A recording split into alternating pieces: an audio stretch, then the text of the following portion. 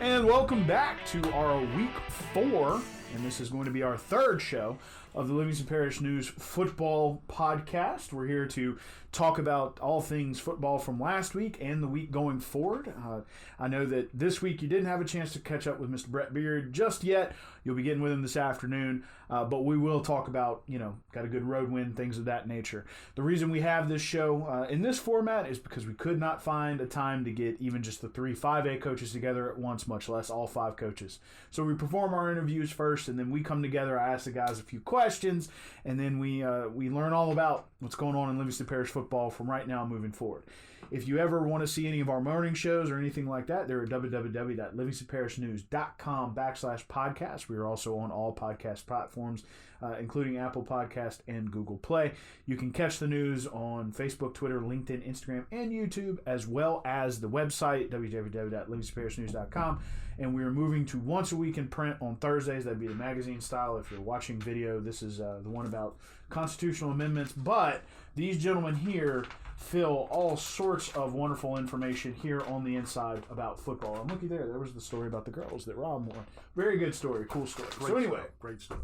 Welcome, gentlemen. Thank you for joining us. Thank you. You can find both of them on Twitter. They're always pushing out new information about sports. William, as always, we're going to start with you. Big win for Denham Springs over Sandoval. The coach talked to you a little bit about building some momentum, which they're going to need. They host 4A number 10 Assumption for homecoming. Take it away. Yeah, Luke Lunsford said it best after the game. They're distinctly staring at 0-3. I mean, they're down 13-3 at half. Not a lot had gone right. Obviously, the 3 points in the offense just had not clicked. They had a couple short measurements that went against them.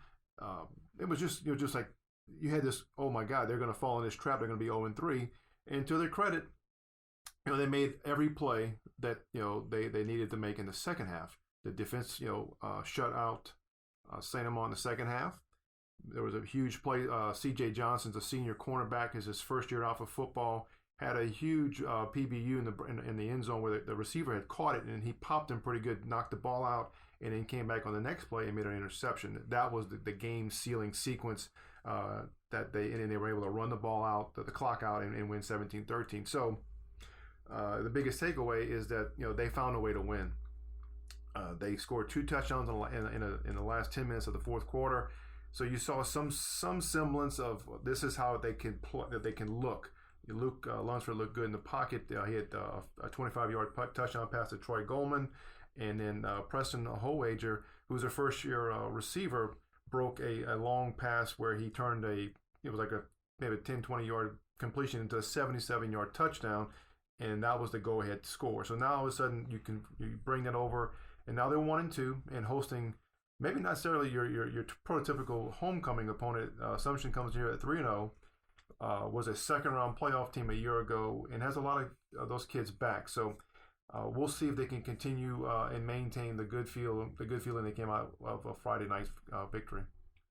Well, and it should be interesting, especially since, the week before he had spoke, or I guess you could say the week of that game, talking about trying to hit the reset button on offense, trying to find some momentum. They definitely have that, after 3 quarters and maybe sputtering a little bit, found some interesting momentum.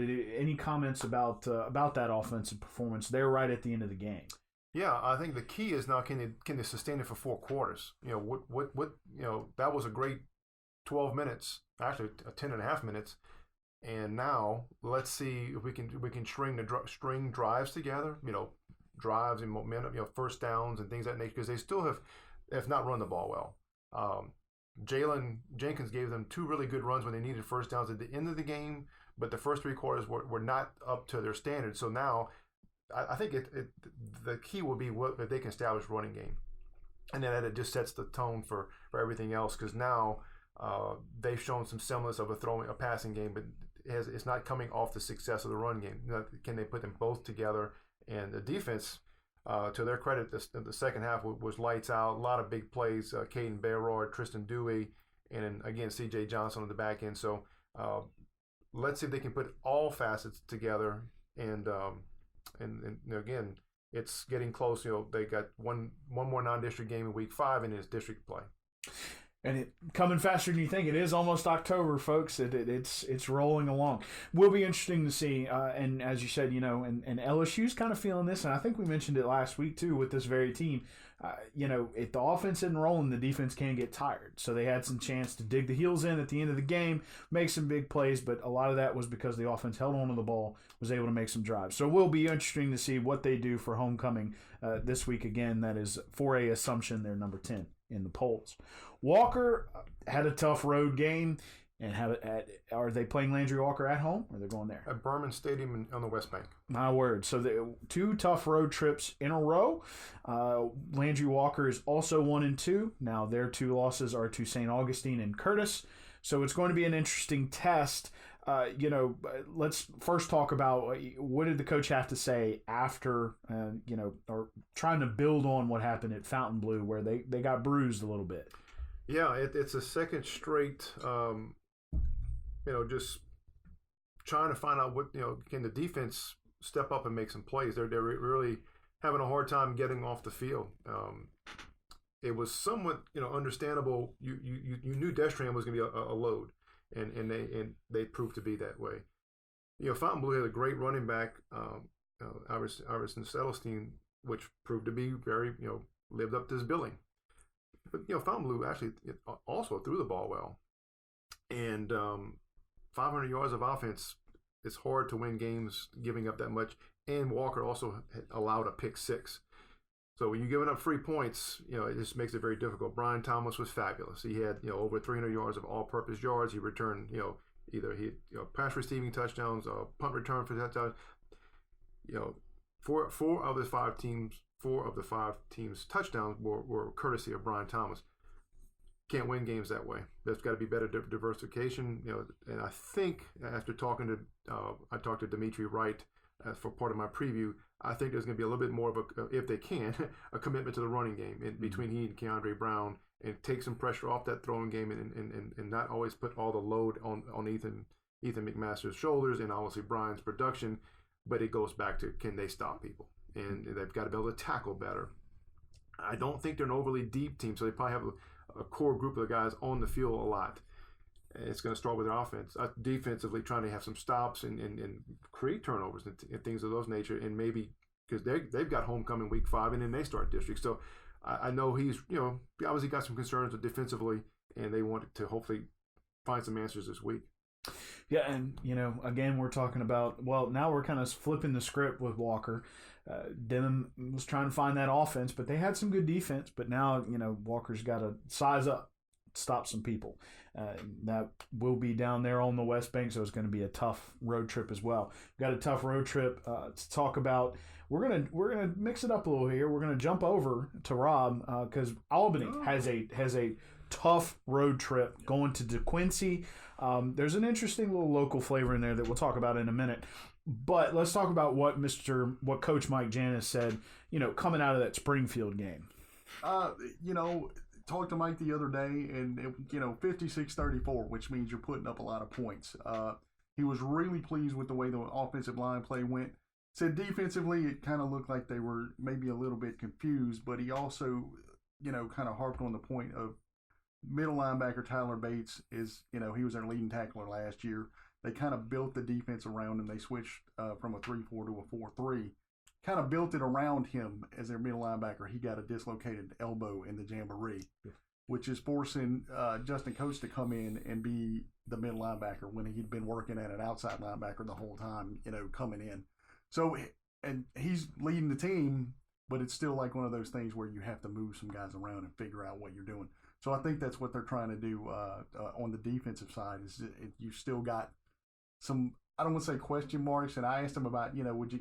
I don't want to call it a regression, but it's just things that they had in place going into the season are no longer there for them. Right. So you're having to move people around. They like the job that Justin's doing at the middle, but like you said, when you've prepared to be an outside linebacker the whole time, and then they say, hey, you're the guy now. So they kind of worry about, he's kind of worried, did we put too much on him? Because he's a really good player, but he's a sophomore too. So it's like trying to figure out, is this the right thing for him?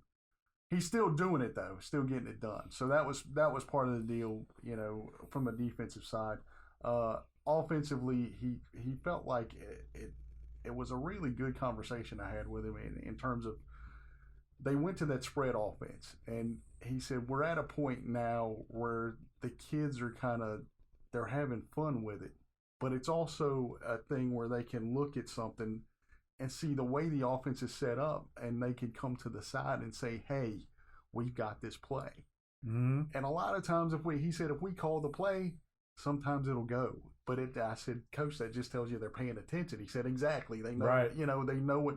So, and it's fun at the same time. So it's kind of like, hey, it's paying off for us, and having fun. That was the whole thing going in, talking to him. Hey, we want to do something that's going to be fun.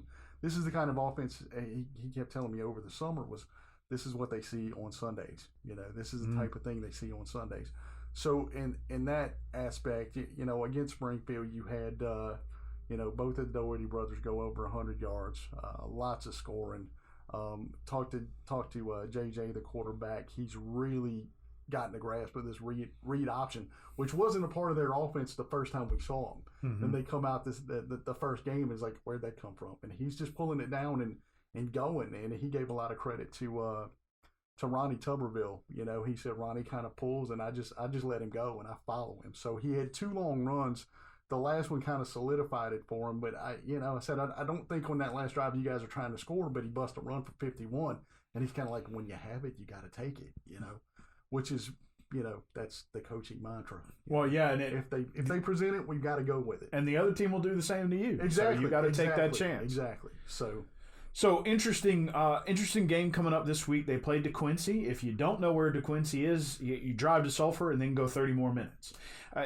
We talked about it earlier. Before we kind of get into the fact that these guys are probably going to be playing each other basically because they both have similar sets, the team will stop in Sulphur and run into somebody who took over at Walker for a little bit, Mr. Cecil Thomas.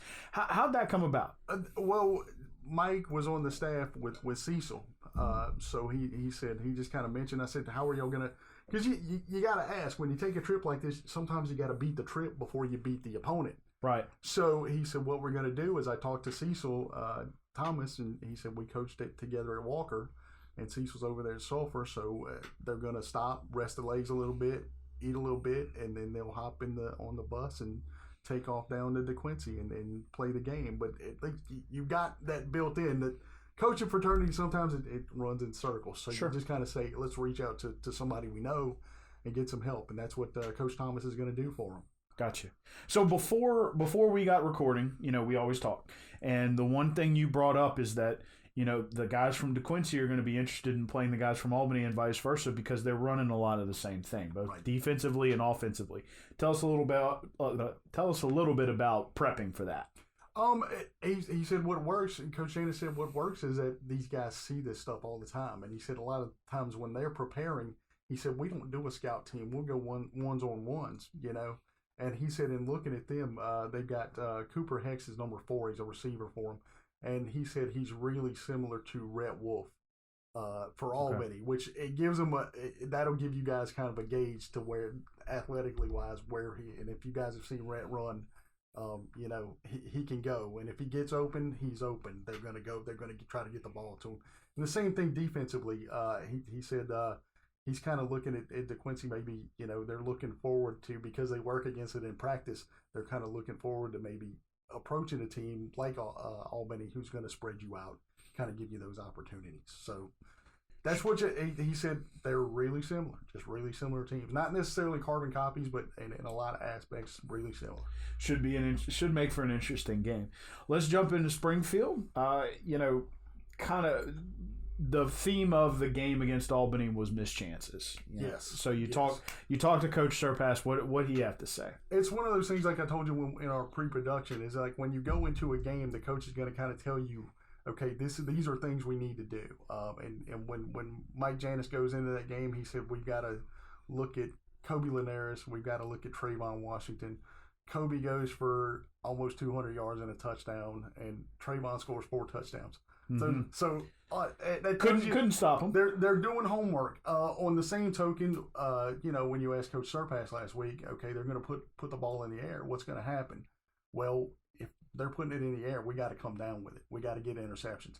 He charted on them going back looking at film. He charted about 5 or 6 dropped interceptions that they could have had. They also had a touchdown call back on a illegal forward pass, which he seemed to think, in looking at it, he said it looked like it was good to us. And then they had another touchdown that was dropped in the end zone.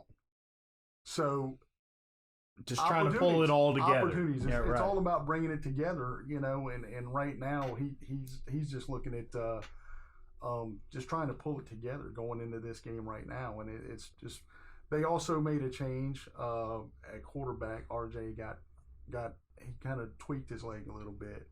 So they bring on Tyler Ratcliffe, and he kind of got him going during that game. And so Coach Surpass said this week during practice they're going to kind of split reps about 50-50 and kind of see where they stand going into this week's game against Pearl River. And as we talked about in the meeting before, well, one of the things we did talk about is tackling that they're going to be focused on, and they're going to have to, because one of the ways that Coach Surpass described this is like a physical gauntlet. You got Cohen, who is physical, and now you had Albany, who's physical, and now you've got Pearl River that has a big old bruiser back. So how's he getting prepped for that? The whole deal is he said what we got to do is, he said they're doing things, trying to do the throw down type deal. It's not the way we teach them how to tackle, and they know they're going to have to do it against Pearl River. They're going to kind of pound type deal. And one thing that I did not mention in our pre-production, they're going to be doing it without Caleb Armstrong, who broke his leg against Albany. So he's probably out for the season. That's their middle linebacker. So again, we go to middle linebacker play. Who can you move over in that spot to take over and kind of do what you need to do? That's another question mark for him going into this game. And it will be interesting. To see how that turns out. But for this final segment, we are saving. You will be going to Kentwood to see this game, and we're going to talk to you about what you haven't talked to Coach Brett yet, but we kind of have an idea of what he's going to say. Live Oak right now looking like one of the more complete teams in the parish. Week 1 we're shutting down TJ Finley, who's an LSU commit. Week 2. Woodlawn was kind of a gimme, but then again in week 3, which is what we'll talk about now, you get that check mark on can we travel, which was a big thing that he was pushing last week. Can't go to the Dome if you can't travel. Yep. So tell us a little bit about that good effort against Westfell, where they go over there. I hate to mix sports, so I'm not going to say they pitched a shutout, but they shut them out. Yeah, I was able to watch some of that was the game of the week on the Cox 4, and it wasn't, probably offensively, aesthetically pleasing. They had some moments to work through, but defensively it was just so dominant. And Brett McCoy blocked a punt for a safety, so they got contributions on special teams as well. I think this is the third week in a row their defense limited the opposition to negative yards rushing. It's an incredible streak, and that will be put to the test to some degree, because Kentwood, which is not the physical challenge you usually face, is athletically and getting they can get to the edges, and can the defense pursue and flow and keep them hemmed in, so to speak. Offensively, it was one of those. It seemed like they did enough to pass the test, and they did. It was 29-0. They were obviously never threatened. Because the defense has been so solid, which will be part of my preview, as just how well they've been playing defensively through 3 weeks, and now they get to go to a tradition-rich place, which is I think in 1A and 2A football is one of the more revered places to play football under the water tank, and they'll get these kids have never probably played there before, have heard about it. They need to come ready to play because. Kentwood's got a great tradition with their athleticism and things of that nature. When you look at players, Shaheem Carter and Trey Palmer are playing the SEC West. They've got talent. They may not have the size or the numbers that Live Oak, but they need to be ready to play, and I'm sure Brett's hammered that point by now. Talent can win you a football game. It can. But right now, as mentioned, Live Oak's looking like the most complete. So as long as they come out and play that complete game, should be a good dub for them. One last thing to bring up before we move out of the show for this week, Cameron Bill, who is the kicker for Denham Springs, is going to have a little segment on this Sunday Night Football. Usually it runs on the pregame show, or Football Night in America. Starts at about 5:30, runs until kickoff for Sunday Night Football, which also, by the way, is the Saints-Cowboys, which is part of the reason they came. So walk us through. They had a sort of an all-day event yesterday with Cameron. You got a chance to catch up with him. The story is online, www.livingstonparishnewscom/sports. Tell us a little bit about what you heard yesterday. Yeah, it's a nice feel-good story that someone local has drawn attention to his community. I'm not going to go anywhere near what Lane Hardy's done for his Livingston Parish, but Cameron, in his small way, shape, or form, is going to help shine a very nice, positive light on Denham Springs community in his effort to try to generate donations and fundraising for childhood cancer. There's an organization called Alex's Lemonade Stand Foundation that has raised money for childhood cancer treatment, research, support, and Cameron, on a smaller scale, as his freshman and sophomore year, started soliciting donations and fundraising. But now, as a varsity player, he's obviously on a much bigger stage where people who come into the games can see him and kind of get a hold of the project. Hopefully, the word is definitely getting out. But now, NBC had gotten a hold of it, and now, as you mentioned, came to spend basically about 8 hours with him and his family on Tuesday morning, and it ended. They went to practice and shot some video and things of that nature. He's gonna get about a 1-minute infomercial on what he's doing, but as I put in my story, the average viewership for the Sunday Night Football game is between 18 and 22 million viewers. So it's a huge, boost to him to be able to do this and get his word out, and hopefully his Facebook page and the link to donating will blow up, and that will hopefully further his cause. He's set dollar amounts that he's trying to strive for, and hopefully this will put him way over. And again, he's being a really, this is the day and age where young kids are kind of about themselves, and he's taking the time to give back and wants to kind of leave a legacy behind where other people, if it's a kicker at Denham Springs or whatever, can help continue to help raising awareness and raising funds for research for childhood cancer. Well, and we appreciate you catching up with him yesterday. That story is online. We'll be looking for him on Sunday Night Football, and go Saints. Let's hope that Teddy can keep that going. Thank you both for joining me again this week. We will be looking forward. Remember, we have photo galleries and stories rolling out on Friday night. We publish a whole content hub that has stories, photos, and videos on Saturday morning. So be on the lookout for those things as they roll out. Again, I'm here with Mr. Rob DeArmond, Mr. William Weathers. Thank y'all again. Remember, the news is on Facebook, Twitter, LinkedIn, Instagram, and YouTube. We are online. We have an app. We're also going to, once a week in print, it will be the magazine where these guys are filling up those pages with great information. We appreciate that.